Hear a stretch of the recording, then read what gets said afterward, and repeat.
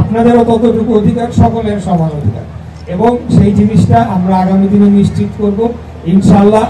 গত 5ই আগস্ট আপনারা দেখেছেন যে ছাত্র জনতার তুমুল আন্দোলনের মুখে খুনি হাসিনা এবং তার দোসররা দেশ ছেড়ে পালিয়ে গিয়েছে, যারা 16টি বছর আপনাদের ভোটের অধিকার লুণ্ঠন করেছে, আপনাদের কথা বলার অধিকার হরণ করেছে এবং আপনাদের অন্যান্য নাগরিক অধিকার সেগুলোকে খর্ব করেছে। সেগুলোকে আমরা ফিরিয়ে আনার জন্য আগামী দিনে আমাদের নেতা দেশনায়ক জনাব তারেক রহমান, আমাদের নেত্রী দেশনেত্রী বেগম খালেদা জিয়া যে দীর্ঘ 16 বছর আন্দোলন করেছিলেন, তারই ফসল হিসেবে ছাত্র জনতার অভ্যুত্থান হয় এবং আমরা বাংলাদেশকে ফ্যাসিবাদ মুক্ত করতে সক্ষম হই। সেটার ছোঁয়া এই সমিতির ভিতরেও লাগুক, সেটা আমরা চাই।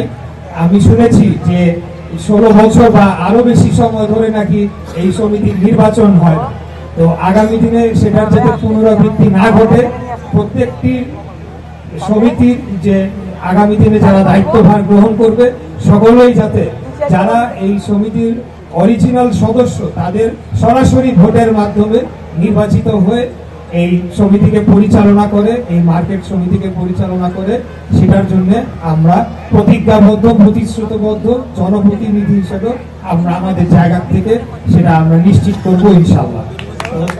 আর আমি বক্তব্য দীর্ঘায়িত করব না, আপনাদেরকে আবারও ধন্যবাদ জানাচ্ছি যে আপনারা দীর্ঘ সময় ধৈর্য ধারণ করে আমাদের বক্তব্য শুনেছেন। ইনশাআল্লাহ আগামী দিনে যে কোনো পরিস্থিতিতে আমাদেরকে আপনাদের পাশে পাবেন। এই বলে আগামীতে আপনাদের দিনগুলা ভালো যাক, আপনাদের ব্যবসা সমৃদ্ধি ঘটুক, আপনাদের পরিবার পরিজন নিয়ে আপনারা আরো সুখী হন, আপনাদের ব্যবসার প্রসার হোক, এবং আশা করি আজকের দিনটা পরিবার নিয়ে আপনাদের ভালো কেটেছে।